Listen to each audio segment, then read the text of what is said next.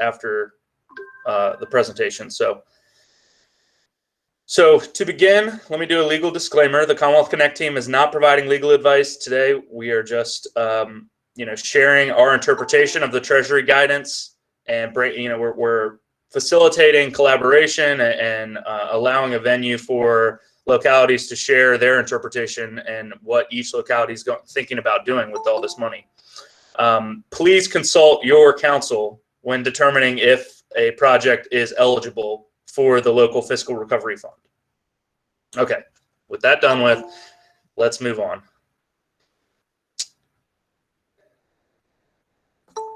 So this slide's just about the basics of what the local fiscal recovery fund is. And, just from a 10,000 foot level, the American Rescue Plan Act, or ARPA, was passed earlier in the spring. This is federal money and included a lot of money for both the Commonwealth and for the Commonwealth's localities. And U.S. Department of Treasury put out some guidance, which I'll link to in the last slide, and I think many of you have seen, which lays out appropriate uses for this money and eligible categories. So these are the 4 eligible categories, and I have highlighted the last one, which is make necessary investments in water, sewer, or broadband. We're most concerned with broadband. That's why you're here today. That's what we're going to focus on. Localities are going to receive $3.7 billion, transferred in 2 tranches. Many localities have already received their first tranche, and which is 50% of what the allocation is for your locality. The second tranche will be coming in 12 months from the first. These funds, unlike the CARES Act, many of you remember the short shot clock that was on the CARES Act. Thankfully, the federal government, I think, heard from state and local leaders that was unacceptable, and the timeline is much more generous for this money. So the funds don't have to be obligated till the end of 2024, and they don't have to be expended to the end of 2026. So this is one of the keys of this whole presentation. Do not rush into projects. You have time. So for broadband, these are some of the guidelines that the Treasury guidance put forth. Unserved locations, according to the Treasury guidance, are defined as lacking access to a wireline connection capable of delivering at least 25/3. So many of you who are familiar with VODI and the state program and even federal programs, 25/3 megabytes per second is the speed benchmark. If you're above it, then you're served. If you're below it, then you're unserved. That is staying true. The only difference with this money is they have called out wireline. So that's something to consider. If you are a locality with a wireless provider who is not delivering great service, this is an opportunity with this money to fill in the areas with better high quality service. So deployment speeds. So this is for if you're building a network using the local fiscal recovery fund money, this is what the speed should look like. The federal government wants you to build network that's 100/100 symmetrical. In reality, that's most likely going to be fiber. They do caveat this by saying speeds of 100/20 are acceptable when facing challenges with geography, topography, or excess cost. The vast majority of unserved areas are facing these challenges. And they do say that any project that deploys at 100/20 should be scalable. We're going to get into this later in the presentation, but we feel that guidance right there allows for localities to invest in fixed wireless networks. So if you're a locality that's already been working with a fixed wireless provider, you want that to be the solution for the county, we feel fairly confident that the Treasury guidance provides an avenue for you to continue doing that. And again, we're going to get into that a little bit later. So overbuilding. A lot of people have questions about where they can deploy this money and to what communities.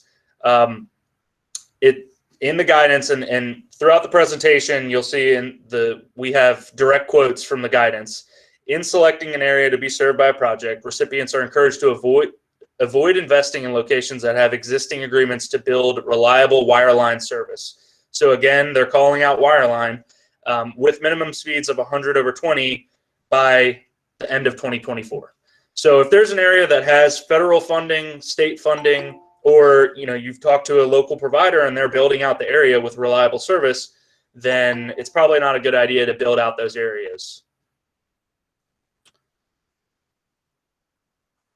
So we've gotten some questions about middle mile versus last mile. And the quote right there is directly from the guidance. It says recipients are encouraged to focus on projects that deliver physical broadband connection and prioritize last mile connections. Our interpretation is, like VADI, middle mile investments could be an eligible expense if paired with last mile. So if you're just building a middle mile network that connects all your county facilities and is going to be leased out, but you don't know who the ISP is and you don't know where they're going to build, then it is likely ineligible from our interpretation of the guidance. But if you have a last mile ISP in mind and they're going to be building off of any middle mile that you invest in to unserved areas, then that could be considered as one project. So that's what we've done in VADI. In VADI, if you have to build through a served area with middle mile fiber to get to an unserved area, that's all part of the project. It's eligible. And we suspect, and our interpretation is that it would be the same for this federal money. Another question we've gotten, well, let me not get ahead of myself. Ownership for the networks, they encourage that the networks be owned and operated by local governments, nonprofits, and co-ops, or providers with less. This is from the guidance. They say providers with less pressure to turn profits and a commitment to serving the entire community. That's what they're encouraging. That's obviously not required. And we have gotten some questions about how the funds should be dispersed. Our interpretation is whether it's being dispersed directly from the locality through a broadband authority or through an IDA or EDA or another entity of local government, I think that's a local choice. And it's up to local preference. Please talk with your local council when making that choice. We didn't see anything in the guidance to dictate otherwise. And now I'm going to pass it over to Caroline, who's going to pick it up from here. Okay. Thanks, Kyle. For those of you who I have not met yet, I'm Caroline Luxoy. I'm a project manager with DHCD in the broadband office. I also facilitate the Virginia Local Broadband Network. So for those of you who are signed up for our emails, I'm the one that's always blowing up your inbox. And it's my job today to kind of talk about some of the nuts and bolts here. So starting off with the reporting requirements, you all would be required to submit quarterly reports and expenditure reports through December 31st, 2026. These reports would include information regarding financial data and information on contracts, subawards over 50,000, types of projects that have been funded, and other information regarding a recipient's utilization of the awarded funds. This information would need to be maintained for a period of 5 years after all of the funds have been expended or returned to the Treasury. Caroline, real quick on that last slide, I do want to note that this quote at the bottom talks about administration funds for localities. So, there is, or am I jumping ahead? I'm sorry. I think you're jumping a little bit. Sorry about that. Forget that. No worries. So the guidance is silent in regards to consultants, procurements for partnerships, and methods of awarding funds. We would recommend that instead of running out and hiring a consultant, that you start with the resources that are already available through the Office of Broadband and that are available on the Commonwealth Connect website. Within the Office of Broadband, we have planners and GIS folks and just people who are able to provide some technical assistance. And then on the Commonwealth Connect site, we have a number of tools and resources and examples that can get your planning process and get your project rolling. If a locality does not already have a partner who's committed to universal coverage, now is certainly the time to find that provider. And networks should be designed by the last mile provider, not a consultant. Let's see, in regards to admin, the guidance says recipients may use funds to cover the portion of payroll and benefits of employees corresponding to time spent on admin work necessary due to COVID-19 and its negative economic impacts. This includes, but is not limited to, costs related to dispersing payments of fiscal recovery funds and managing new grant programs that have been established through these funds. Kyle, did you have something you wanted to add to that admin portion?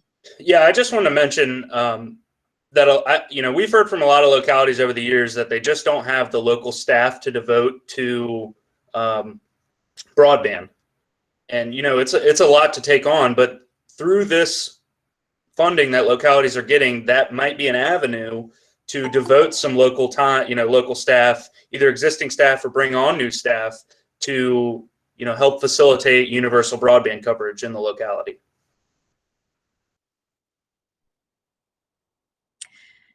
Okay, so affordability, the guidance says assistance to households facing negative economic impacts due to COVID-19 is also including internet access or digital literacy assistance. So therefore, subsidizing internet services for low-income households is eligible. However, it's important to consider in regards to these subsidizations about what happens once these funds run out. So certainly you don't want these households to find themselves in a situation where they were receiving subsidized internet services, and then once the funds run out, they can no longer use those or afford those services. Potential affordability uses include subsidized cost of end user equipment and paying for some of those low-income long drops in already served communities. An important thing to note here when selecting a partner, these funds are going to be a big carrot. So you want to leverage that carrot when seeking a partner to insist that they include some of these low-cost plans, and that, again, they are considering beyond these funds what happens to those low-income households. So again, if you're releasing an RFP, make sure that these things are being taken into consideration, some of these low-cost plans. In regards to municipal networks, it's unclear if projects connecting already served low-income communities are eligible. Essentially, we don't have an answer for that.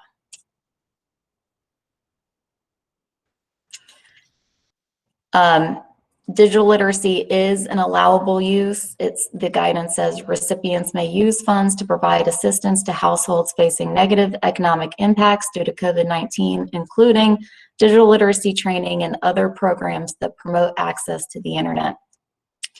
If you're thinking about seeking or pursuing a digital literacy project, be sure to reach out to your libraries and schools. A lot of libraries and schools throughout Virginia already have digital literacy programs.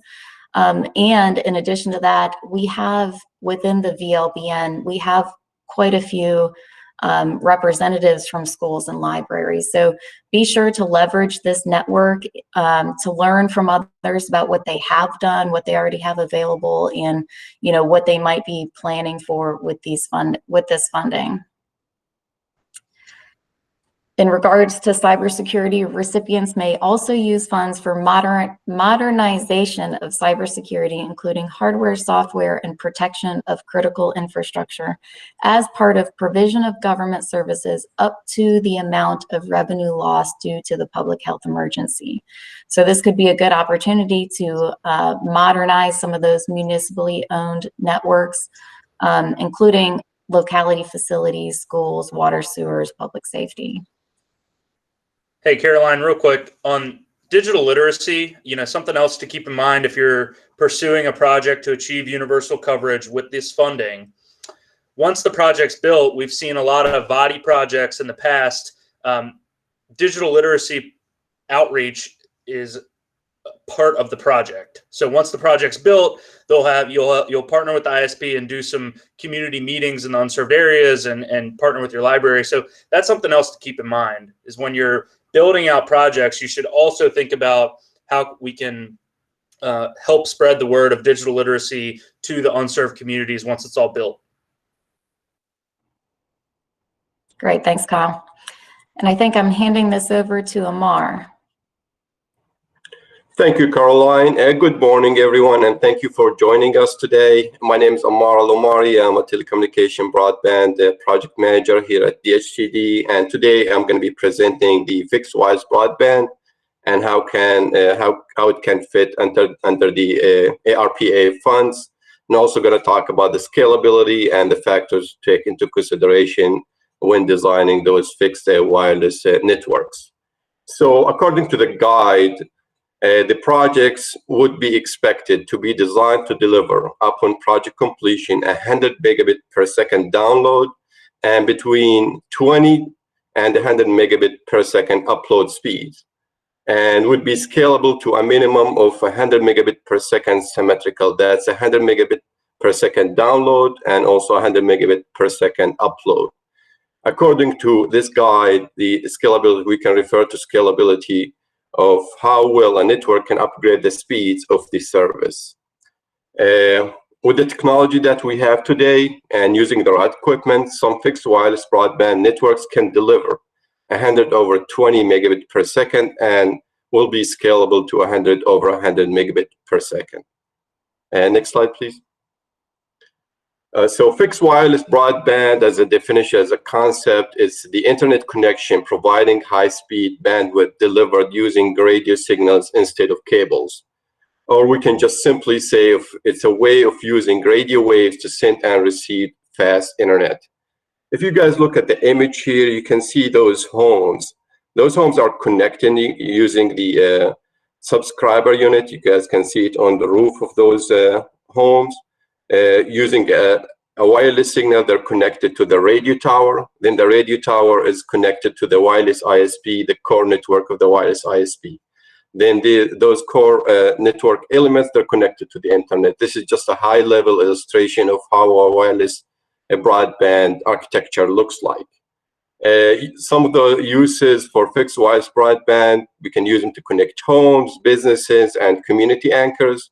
And just like a regular wired broadband, we can use them for browsing, emailing, video conferencing, voice over IP, etc. Next slide, please. Now, speed scalability. Availability to scale network speed from 100 megabit per second download over 20 megabit per second upload to 100 megabit per second symmetrical depends on network design. And below is the list of factors that we need to take into consideration when designing those networks. Number one is backbone capacity. This is basically the fiber connection that feeds the whole wireless network. The higher the speed, the higher the throughput, the speeds for all the end users.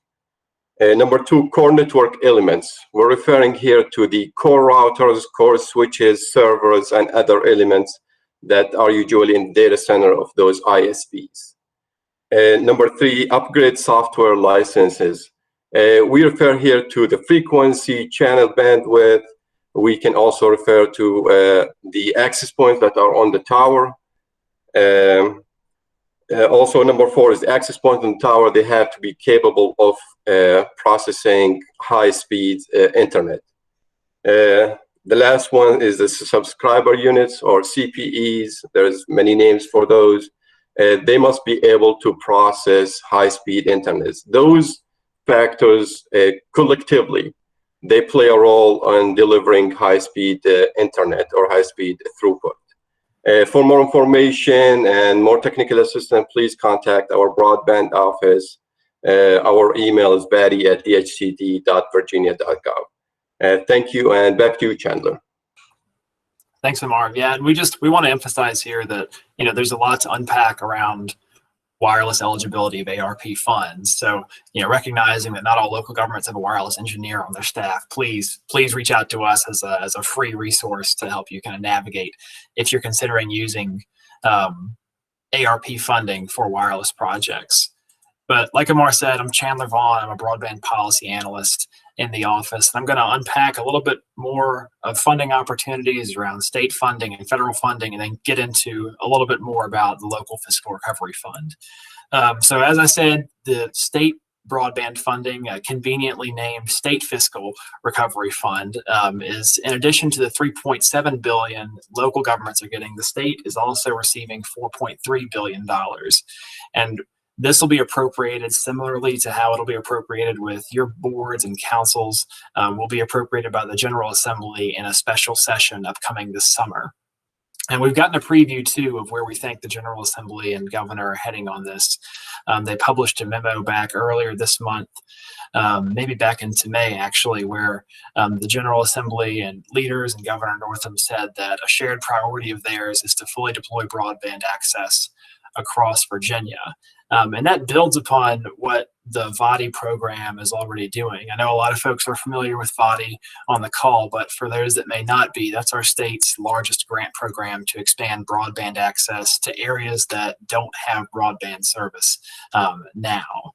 And for this upcoming round, we have $50 million available in funding to fund grants between local governments and internet service providers to expand broadband access.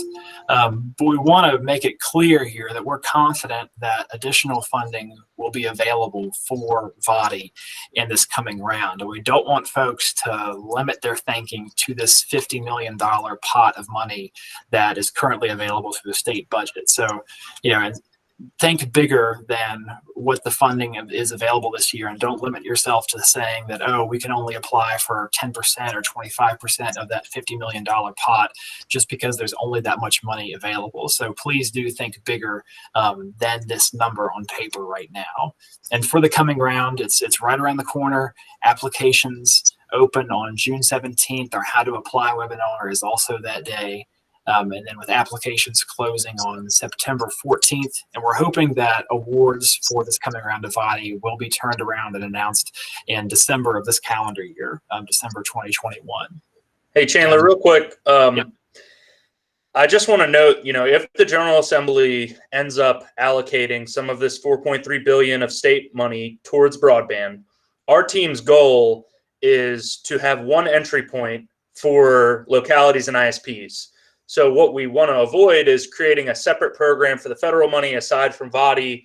We want it to be as easy as possible for y'all, and we want you guys to just think in terms of one project. And whether it's funded via VADI or funded through the federal money, we can handle on the back end, and we're hoping that we can have one entry point. We can't guarantee that right now because we don't know if money's even going to be allocated for broadband, but we're very cognizant of the fact that, putting together a VADI application is hard work. We don't want to replicate the process or create a new process with this federal money. We want them to be paired together.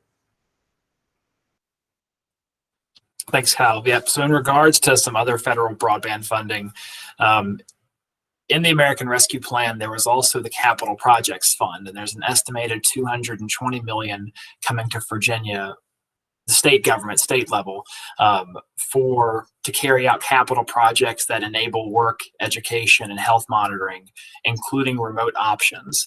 And that's about as good as we have right now for guidance of this program. Guidance for this capital projects fund also came out on May 10th with state and local fiscal recovery fund guidance. But instead of having a detailed report like we did with that pot of money, this was just about a one-pager from the Treasury. So we're hoping to learn more about that soon. And it's unclear if this funding would need to be appropriated by the General Assembly, but it is more directly targeted to broadband needs. But we just have to wait and see on what those uses and eligible uses are going to be. Even more up in the air in terms of federal funding is this infrastructure bill we've all been hearing a lot about.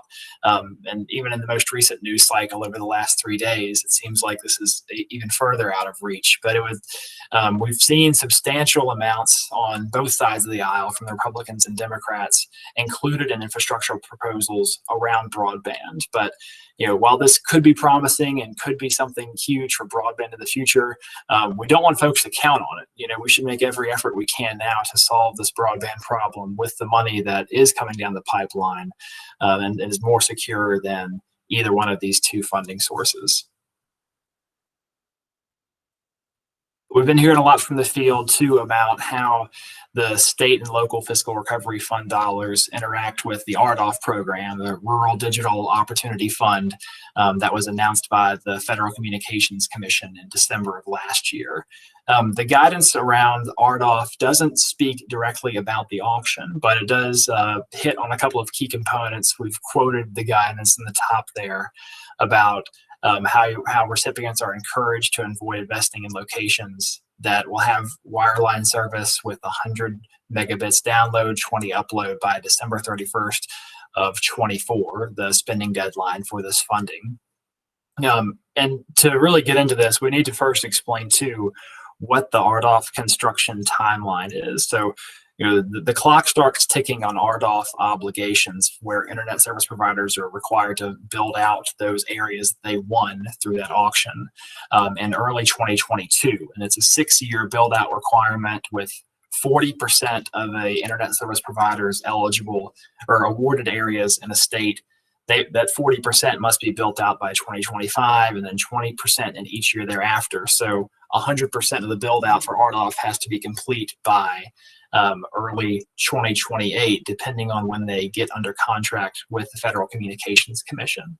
So around this, the guidance is not concrete. We're encouraging folks at a minimum to at least coordinate with the RDOFF award winners in their localities and see where they can expand broadband access in and around those RDOFF awarded areas, because the guidance is clear that it doesn't want to double invest in areas.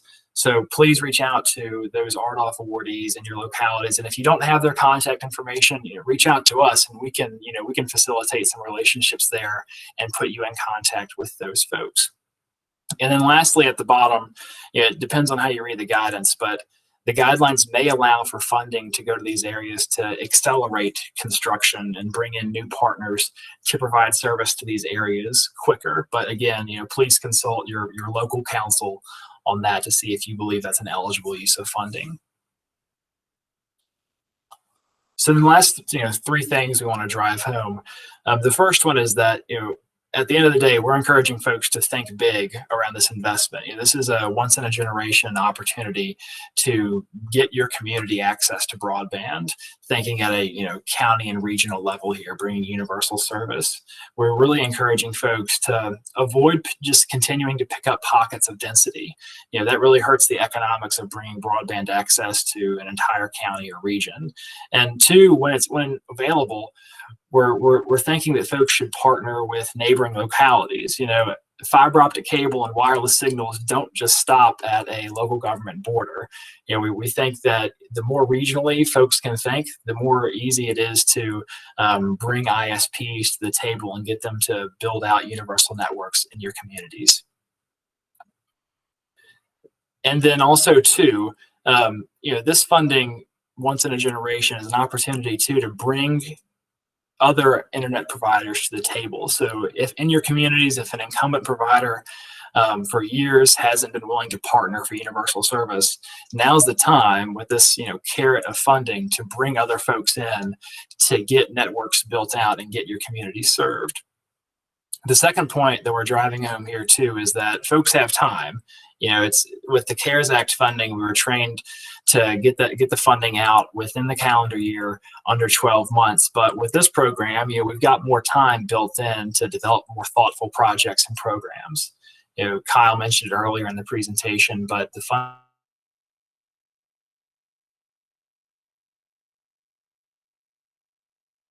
of 26. And we know folks are chomping at the bit to get started on broadband and wish their problem was solved yesterday. But at a minimum, we're encouraging folks to wait to see until the Commonwealth and the General Assembly and the governor land on how much they're going to be contributing to broadband after that special session later this summer. So at the end of the day, we know folks want to get started, but please wait and see how much state funding will be devoted to broadband as well. And then two, we've been saying it all along, but just to say it again, we're here, the Office of Broadband, the governor's broadband team, to be free consultants.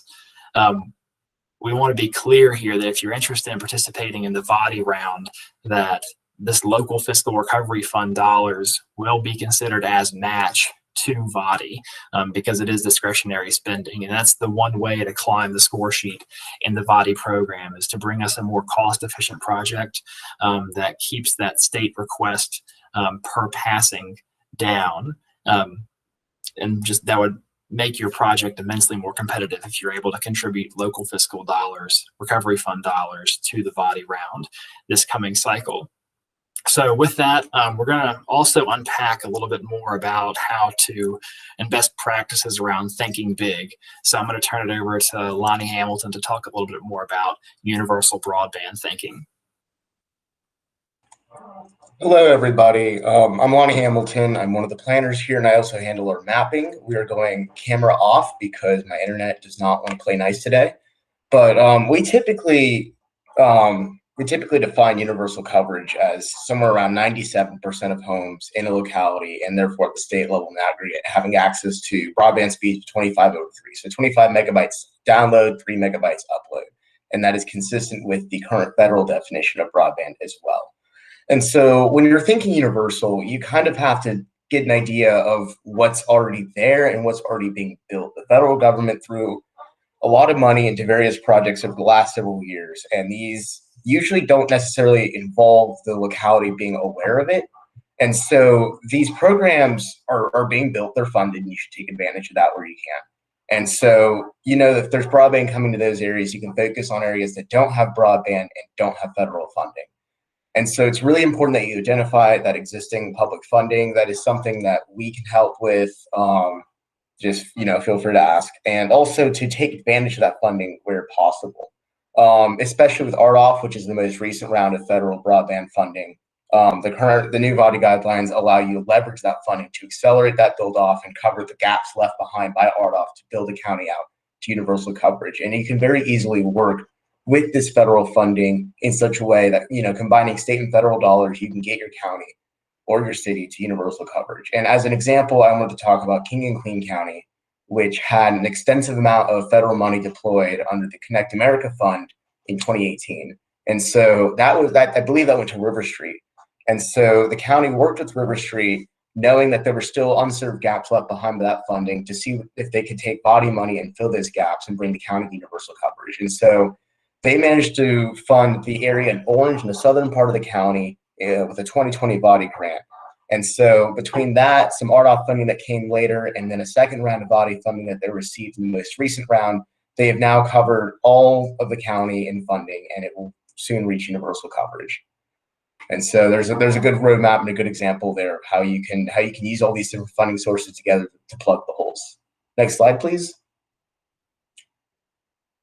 So not everyone has a lot of federal funding, and that's okay. You don't necessarily need it. Montgomery County, for example, does not have any federal funding. And so what they did is that they went to the planning process and they figured out where their unserved parts of the county were. And with that information, they very quickly turned around and applied for a VOTI application for some of these project areas. And I believe it is the area around Elliston and Shawsville that they applied for and won VOTI funding in the most recent round. With the CARES funding, they went after another one, I think around the Country Club area. And so they are quickly on their way to universal coverage by just simply finding the gaps and working to fill them with the partner that makes the most sense.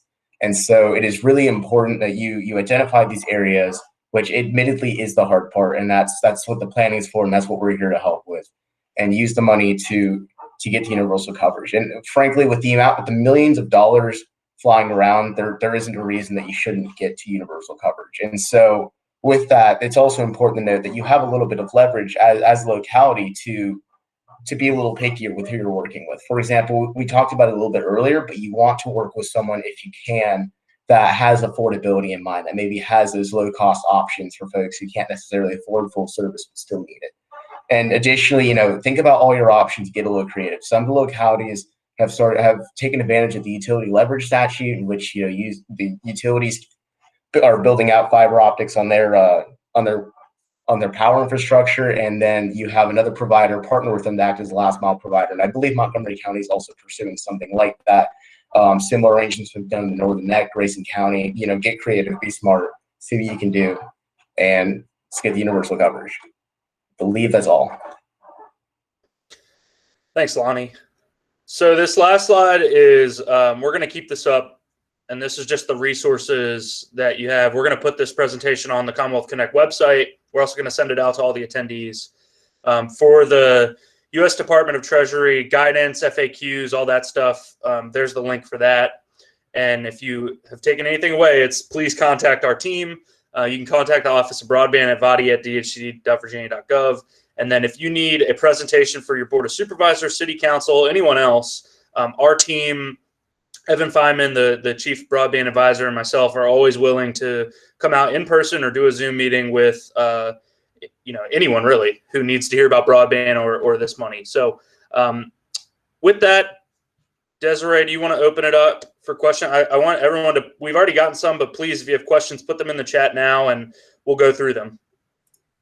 Yes, good morning, everybody. I did want to go ahead and start with some questions that came through the Commonwealth Connect inbox. I'm going to go ahead and paste. Tyler Southall had submitted some questions, and I've separated them out, so maybe we can answer them one at a time. Oops. Let's see.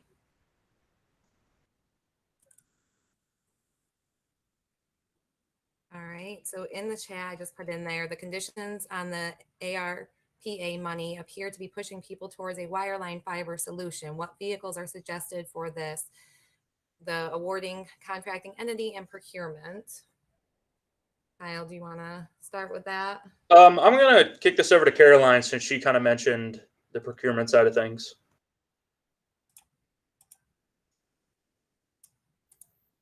Sorry, Desi, my internet's going in and out a little bit. Can you repeat that? It's in the chat, Caroline. Says the condition. It's in the chat too. I posted it there so you could read it.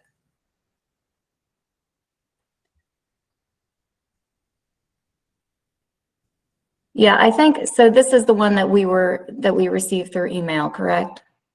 Correct. Okay.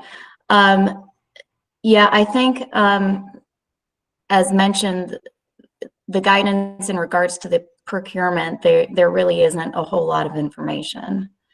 Kyle, did you have anything to add? I'll just say that our interpretation is this is a local choice, and that's been our stance when it comes to VADI as well. So a lot of people ask when it comes to VADI, how do we pick our partner? Do we need a solicitation? Do we need a PPP? All that stuff. It's really up to you're talking with your local council and determining the right choice on the local level. There, from what we saw in the guidance, there was not any stipulations around that. So, and then again, Tyler Southall asked, how do RDOFF and CAV2 work? Are there pitfalls for so many different federal and state pots of money that we need to watch? Also, are there opportunities for revenue sharing with private entities under the ARPA guidelines? Yeah, I think we explained RDOFF and CAF. Lonnie explained it. Some localities have a lot, some localities have a little, some localities have none. It's hard to give general, just because each locality's broadband situation is so different. I'm going to say again, reach out to our team about your specific circumstances. In general, we want you to leverage any federal money that's coming down to help build out the rest of the county with state and local money. There may be opportunities for revenue sharing with private providers if that's something that your locality is interested in. And I would say include that in your solicitation for a partner and make sure that that's clear from the get-go. Okay. And then Debbie Donahue, Rappahannock County Broadband Authority, also submitted a question via email. I put it again in the chat. It says, I'm the chair of Rappahannock County Broadband Authority, and the authority is very concerned that the 100 up and the 100 down Mbps requirement is prohibitive to our rural mountainous county. We would like to know if the governor's broadband team is pushing for a change for a less daunting, more attainable speed. Yeah, again, we feel that the guidance allows for investment in two technologies which mirror what we do in VADI. And that's one, fiber to the home, which clears the 100 over 100 symmetrical speed easily. And then fiber to towers for fixed wireless deployment. And as Amar said, we feel comfortable that for some wireless networks that are designed with the latest technology, they can deliver 100 over 20 and be scalable to 100 symmetrical.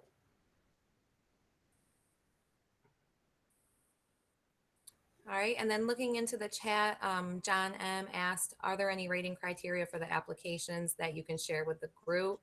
Chandler, you want to take that one? Which question are you referring to, Desi, in the chat? John M., the very first one. Are there any rating criteria for the applications that you can share with the group?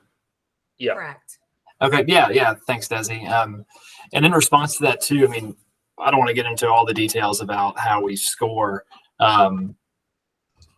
rating criteria for VADI applications, but the two most important things that we value are cost efficiency and making sure that an application is at least at minimum in a plan for universal coverage or actually achieves universal coverage. The first one, cost efficiency, the way we look at it is in terms of us, it's always about state cost per passing. So how much funding is an applicant requesting divided by the number of passings in the project equals state cost per passing. The lower that is, the better somebody scores. And then with universal coverage, the universal projects are going to be heavily incentivized in this year's VADI round. And we recommend too that if you can't bring us a universal project this year, just make sure that an application fits into a clearly defined plan for universal coverage, and that's the way to climb the score sheet as well. And just to expand on that, John, I think you're probably getting at, is there scoring criteria we can for any state money that's devoted to broadband? We want one entry point for applications, whether you're going for VADI or whether you're going to be awarded VADI money or federal money. And similarly, I think we're going to score applications most likely the same. We care about certain things and the federal government cares about those same things. They want to make sure that unserved areas are covered. We want to make sure that, they want to make sure that there's high speeds and it's universal. And so there's a lot of shared goals, and I don't think the scoring is going to be any different between the two of them. And I'll just take the next question Chuck asked. Okay. So should we apply for VADI so we're not left out of federal funding? There's three pots of money for broadband that we're talking about. The first is the local fiscal recovery fund, the money coming directly to localities that's up to local discretion. Then there's the state money, the state fiscal recovery fund that has to be allocated by the General Assembly this summer. We believe that broadband is going to be one of those allocations. And then there's VADI. So we absolutely think, for the state pot and VADI, you should apply. If you have a partner and you have a plan for universal coverage, there's no reason not to apply. Absolutely apply. I hope that answers your question, Chuck. For the other pot, for the local money, if that's up to local discretion. You can use that to fund your own projects. You can use that as matching funds to pursue some of the state dollars. You can use it for network design. There's potentially you use it for network design. There's a lot of different uses on a local level. All right. Tyler again asks, is there a penalty for failing to finish RDOFF for a provider under contract? Desi, I can take this one. Okay. The short answer is yes. I mean, there is a penalty for two things. I mean, there's two things you could be hitting on here. The first is that, let's say somebody wins a area in the RDOFF auction, but then they aren't successful in claiming that area, or they default on that area before the long form is submitted. Yes, there's a penalty there for folks. That penalty, though, is between the Federal Communications Commission and that provider. That doesn't involve anything that we're doing in our state grant program around VADI. Similarly, too, if somebody accepts an RDOFF area, they're successful in their long form application, but then they don't meet that build out or service requirement, there's also a penalty for that too.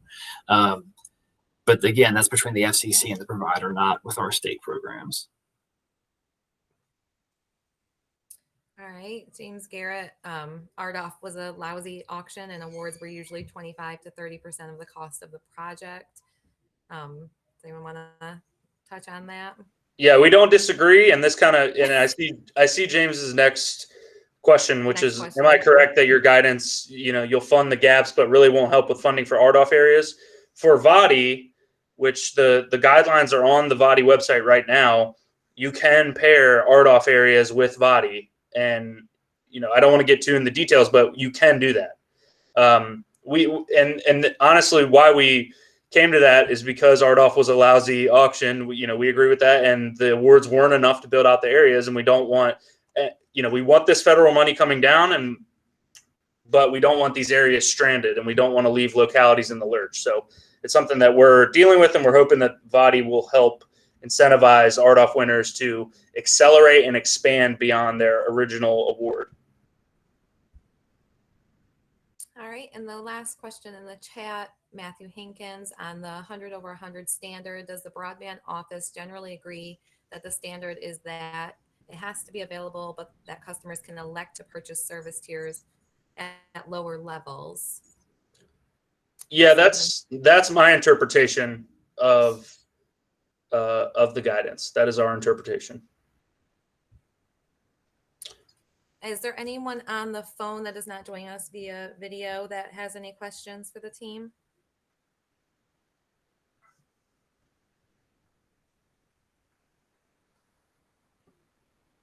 Okay. Last call for questions in the chat as well.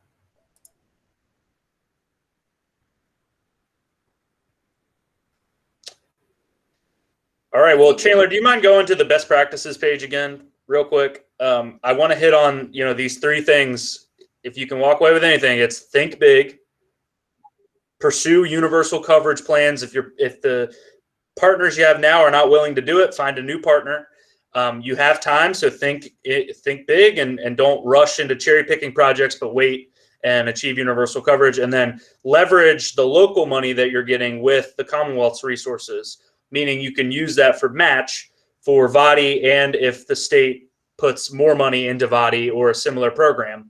And then, contact us, please, because we can be free consultants. We can answer all your questions. We can help connect you with ISPs. We can do it all. So please reach out to us early and often, as much as you want, because we're here to help. And with that, I want to thank everyone for attending. We will send out these slides to all the participants, and this presentation will go up on the Commonwealth Connect website.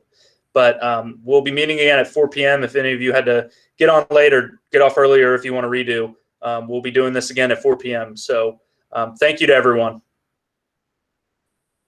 Thank you.